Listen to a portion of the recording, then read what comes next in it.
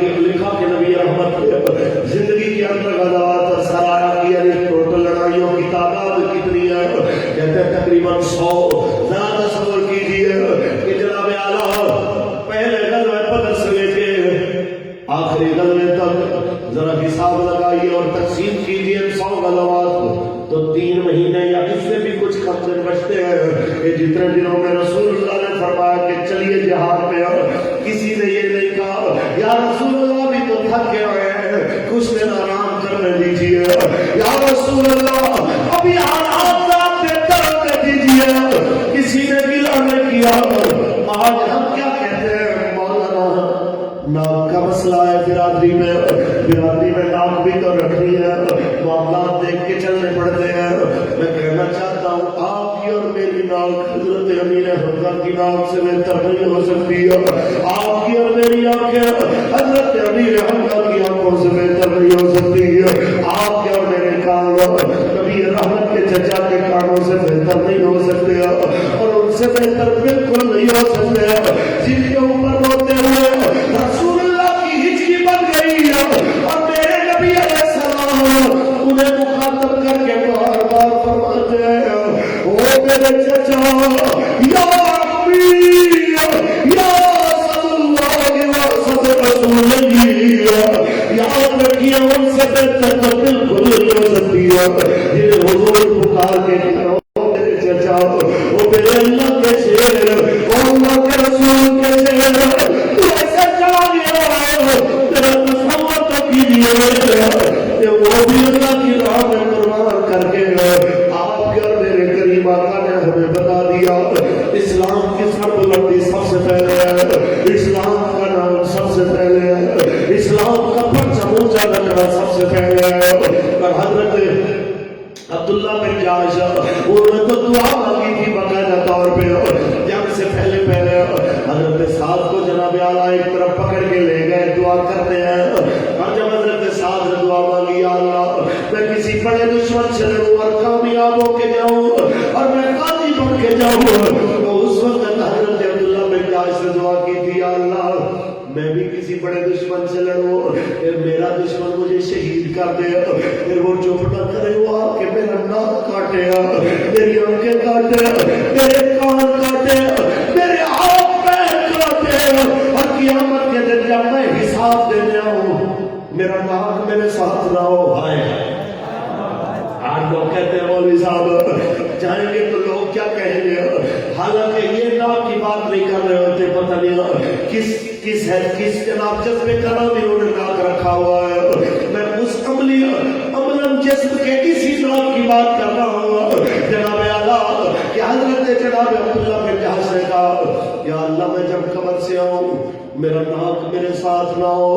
میرے کان بھی میرے ساتھ نہ ہو, میری آنکھیں بھی میرے ساتھ نہ ہو, میرے مالک میں ہوں تو ساری دنیا کے سامنے مجھ سے پوچھے عبداللہ تیرا ناک کدھر ہے, تیری آنکھیں کدھر ہے, تیرے کان کدھر ہے, تو اس وقت میں یہ کہوں میرے مولا تو نے سب کچھ دیا تھا پر میں دے آیا فی حبک و فی حب رسولک, تیری محبت میں دے آیا, تیرے نبی کی محبت میں دے آیا. اور یا اللہ جب میں یہ کہوں میرا نام تیرے نبی کی محبت میں کٹ گیا تو سارے زمانے میں میری گواہی دینا میرا بندہ سچ کہہ رہا ہے, تیرا بندہ سچ کہہ رہا ہے. بس اتنی سی بات ہے, باتیں یاد رہتی ہے کہ مشکل وقت میں آپ نے کیا کہا, میں نے کیا کہا, اور ہمارے لیڈر نے کیا کہا, ہمارے قائد اور مرشد نے کیا کہا, اور ہمارے قائد کے مخالفوں نے کیا کہا, اور وہ سنی کہلانے والے وہ صوفی کہلانے والے ہمارے اپنے جو غیروں کو کہتے رہے ان کو مارو ان کو مٹاؤ یہ مٹیں گے تو سکون ہوگا, انہوں نے کیا کہا. یہ ساری باتیں ہم بھول سکتے ہیں, آپ بھول سکتے ہیں, کیمروں سے مٹ سکتی ہے, آئیڈیو سے ڈیلیٹ کی جا سکتی ہے, لیکن یہاں پہ بیٹھے ہوئے فرشتے جو ویڈیو بنا رہے ہیں جو تحریر کر رہے ہیں وہ ڈیلیٹ ہونے والی نہیں ہے, وہ چینج ہونے والی رپورٹ نہیں ہے, کیونکہ کاف کھا دیا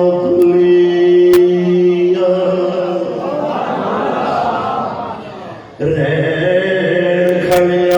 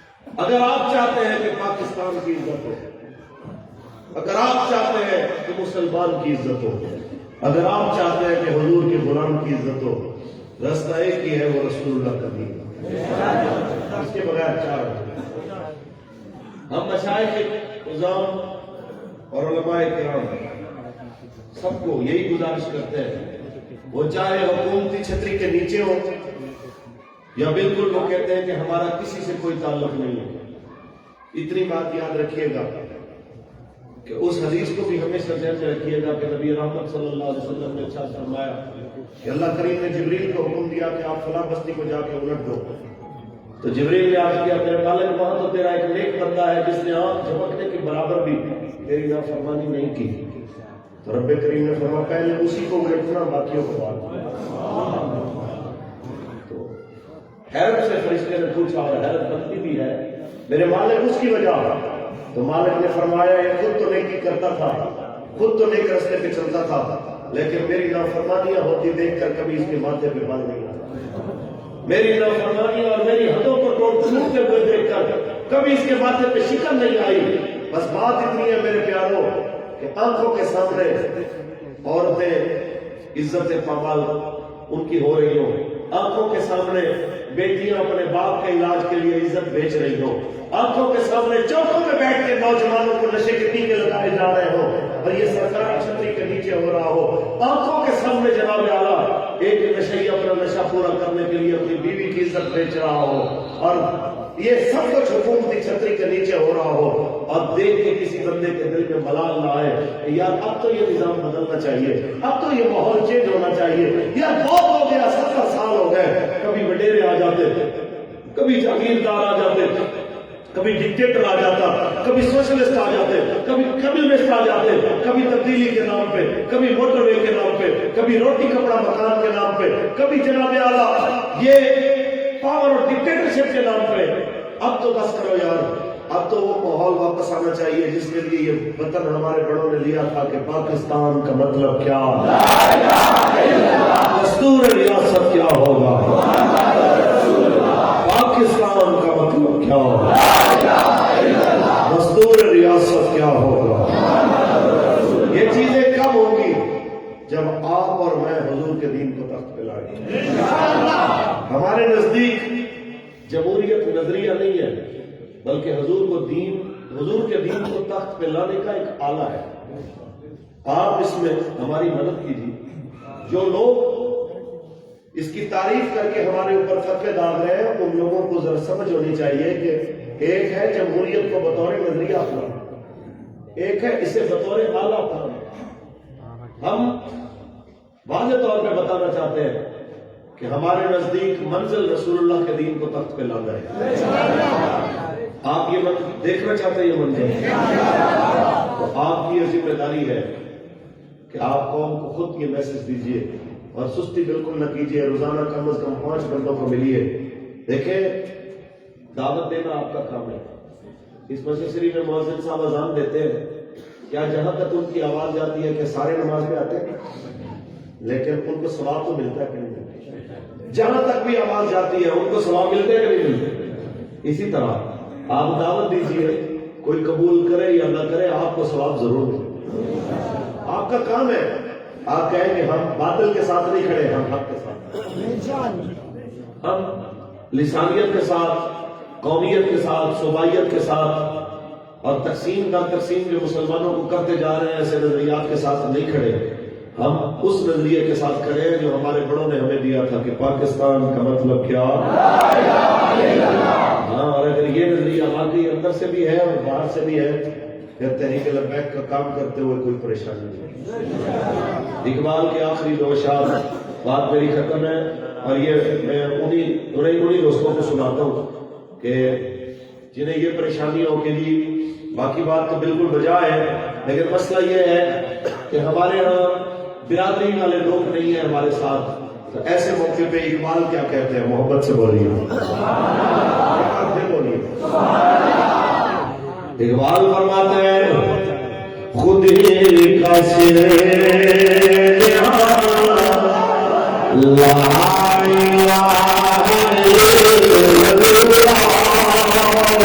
خود ہی ہے تیرے بسائے،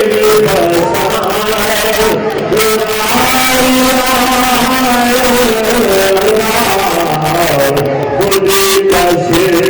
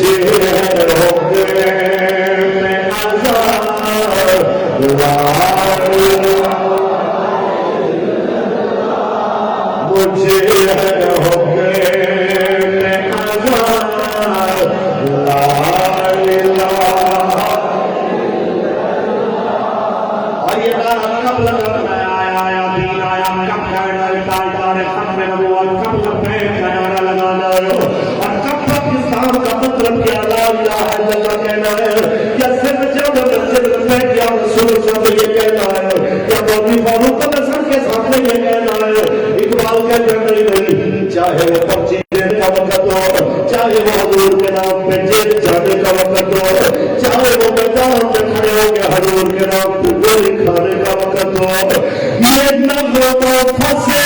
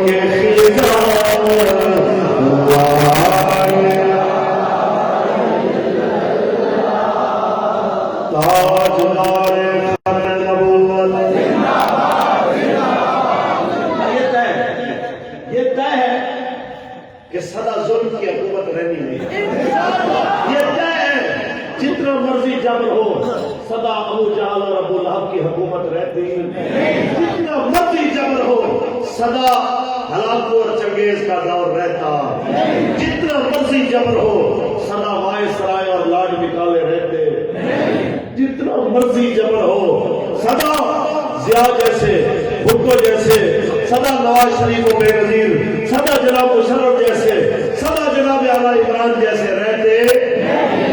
سدا رہنا رسول اللہ کے دین میں، کیونکہ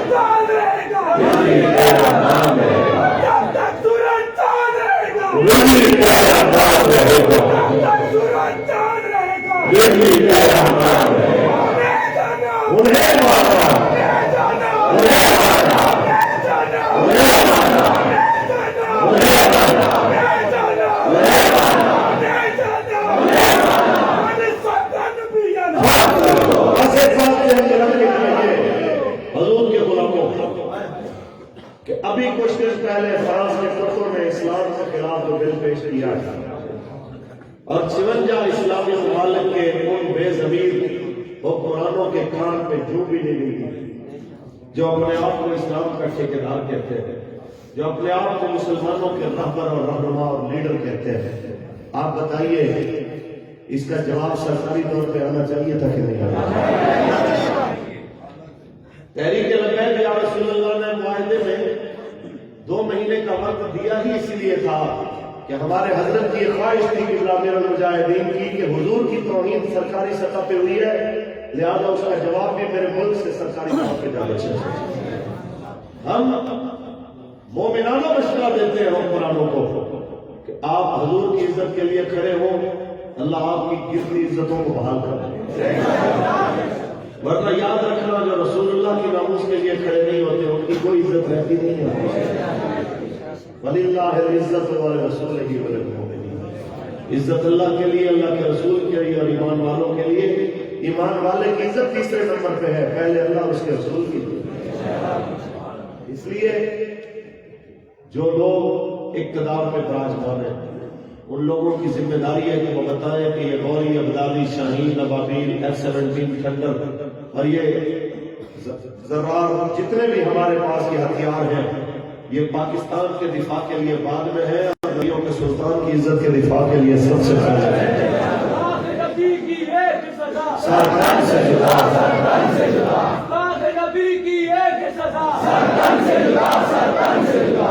بس گستاخی رسول کی ایک ہی سزا من سب نبیًا من سب نبیًا من سب نبیًا من سب نبیًا من سب نبیًا سب نبیًا سب نبیًا سب نبیًا سب نبیًا گستاخی رسول کی ایک ہی سزا. اتنی سی بات ہے، اگر آپ کو سمجھ میں آ گئی میں سمجھوں گا کہ فاروق الحسن کارنہ آپ کے پاس سجایا ہو گیا، ہمارا جناب سفر بھی قبول ہو گیا کہ ہم نے آپ کو بات سمجھا دی. اور اگر نہیں سمجھ آئی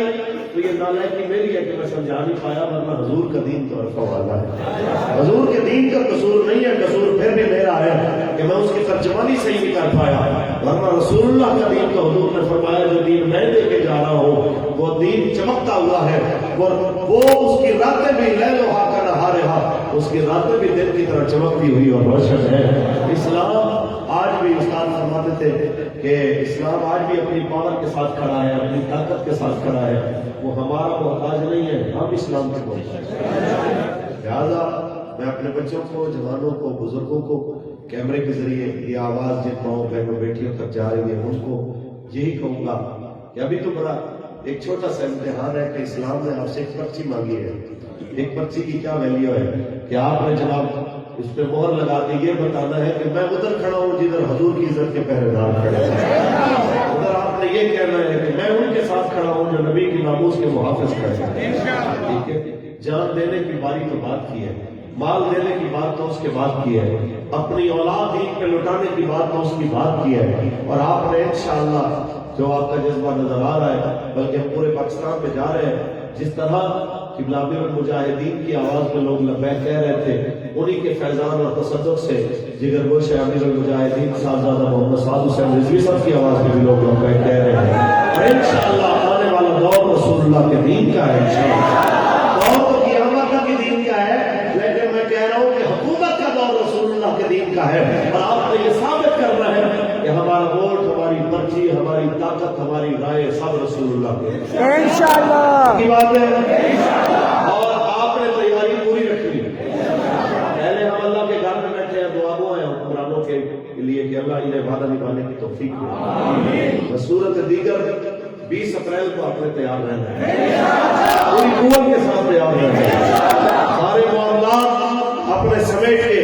بلکہ میں اس دن جس دن معاہدہ ہو رہا تھا، میں والدین کو ملنے کے لیے جا رہا تھا، گاڑی بدلی ہے میں نے، اور میں نے کہا کہ رحیم خان والدین سے آخرکار مل لوں کہ ہو سکتا ہے کہ 2 مہینے 4 مہینے 6 مہینے سال یا زندگی کے کتنے ایام والے لکھے ہیں جیل میں، تو کم از کم یہ ان کے دل میں نہ ہو کہ وہ ملا نہیں ہے ہمیں. تو میں صرف اس لیے ملنے گیا تھا. لیکن استاد فرماتے تھے ایک چیز کہ اسلام تمہارا اندر دیکھتا ہے کہ تم کھڑے کتنے ہو. وہ اتنی تم سے جان لیتا نہیں ہے جتنی تم نے سوچی ہوتی ہے، لیکن یہ یاد رکھو کہ اس کے لیے نیت خالص ہونی چاہیے کہ واقعی آپ اسلام پہ اپنا سب کچھ وارنا چاہتے ہیں. یہ آپ اور میں اپنی خالص نیت کے ساتھ اسلام کے لیے بالکل تیار رہے کہ 20 اپریل کو ہم نے جانا ہے انشاءاللہ. باقی مالکوں کی مرضی ہے وہ کام لے یا نہ لے، یہ یاد رکھیے آپ کی کوشش کا آپ کو ضرور ثواب دے، آپ کی کوشش کا آپ کو ضرور اجر ملے گا. جہاد کا باندھا ہوا جو گھوڑا ہے اس کو پالنا بھی ثواب، اس کا چارہ بھی ثواب، اور اس کا جناب حتیٰ کہ اس گھوڑے کا لیل بھی اور اس کا پیشاب بھی اس گھوڑے کا جو قیامت کے دن بندے کے نیکیوں کے اعمال میں تلے گا. ذرا سوچئے کہ جہاد کے لیے جو چلنے والا گھوڑا ہے وہ تو سارے کا سارا اس کے تمام اجزاء نیکیوں میں تلیں گے، تو جو بیچارہ موٹر سائیکل پہ سارا دن پیٹرول جلا کے ایک ایک بستی ایک ایک گاؤں جا کے کہتے کس لیے آئے؟ کہتے جی میں لبیک میں نمائندہ بن کے آیا ہوں حضور کے دین کو تخت پھیلانے کے لیے آپ ہمارا ساتھ دیجیے. تو جو بندہ بسوں میں نے دیکھا کہ اس طرح پمفلٹ لے کے جناب بچے کھڑے ہیں اور دعوت دے رہے ہیں کہ دیکھیں جی آپ نے 17 کو آنا ہے, آپ نے جناب تشریف لانا ہے حضور کی ناموس کے لیے. تو میں دیکھ کے حیران تھا جس طرح یہ ہمارے نوجوان یہ بچے اپنے آپ سے باہر ہو کے نعرے لگا رہے تھے. یہ میرے استادوں کی کرامت ہے, یہ میرے قبلہ امیر المجاہدین کی جناب نگاہ کرم اور فیض ہے حضرت کا کہ جناب وہ بچے جن کے بارے میں کہتے تھے یہ بچے گیند بلنے سے باہر نہیں آتے, یہ بچے جناب کھیلوں میں رہتے ہیں, ہفتے کے جناب چھٹی کے جو بھی ایام ہوتے ہیں اور وقت ہوتا ہے یہ گراؤنڈوں میں گزار دیتے ہیں. آج وہی بچے ہیں, کوئی پوچھتا ہے کہاں ہو, آج یا آؤ کھیلیں بات کریں بیٹھے, کہتے نہیں یار میں نے رکنیت شادی کرنی ہے, میں فلاں جگہ پہ جا رہا ہوں. کیا کرنا ہے جی, میں نے لوگوں کو دعوت دینی ہے جنہیں بیٹھ میں شامل کرنا میں وہاں پہ جا رہا ہوں. آپ لوگوں نے اپنی جوانی اپنا وقت حضور کے دین کے لیے خرچ کرنا ہے انشاءاللہ. آپ روزانہ کم از کم 2 گھنٹے بھی حضور کے دین کے لیے دیں, اللہ کی قسم منظر بدل جائے. نیت کرتے ہیں انشاءاللہ. جہاں پہ بھی جس شعبے سے آپ وابستہ ہیں آپ بلا جھجک انہیں دعوت دیجیے, بلا جھجک آپ انہیں پیغام دیجیے کہ حضور کے دین کے لیے ہمارے ساتھ کھڑے ہوئے. اور انشاءاللہ جب رسول اللہ کا دین تخت پہ آئے گا تو پھر کسی کو اسلام بھوکا نہیں مرنے دیتا, کسی کو اسلام جناب بے آبرو نہیں ہونے دیتا, کسی کو کفر کے ہاتھوں میں کھلونا نہیں کرنے دیتا. اور انشاءاللہ وہ وقت آنا ہے جب پاکستان میں وہ منظر ہوگا کہ پاکستان کا مطلب کیا, دستور ریاست کیا ہوگا. اللہ حبیب کی سب کے باریوں نے محفل شرکائے محفل معاونین محفل کو دنیا اور آخرت کی عزتوں سے مالا مال فرمائے. مرد دم تک ہم سب کو حضور کی عزت کا پہرے مار رکھے. آمین و آخر دعوانا.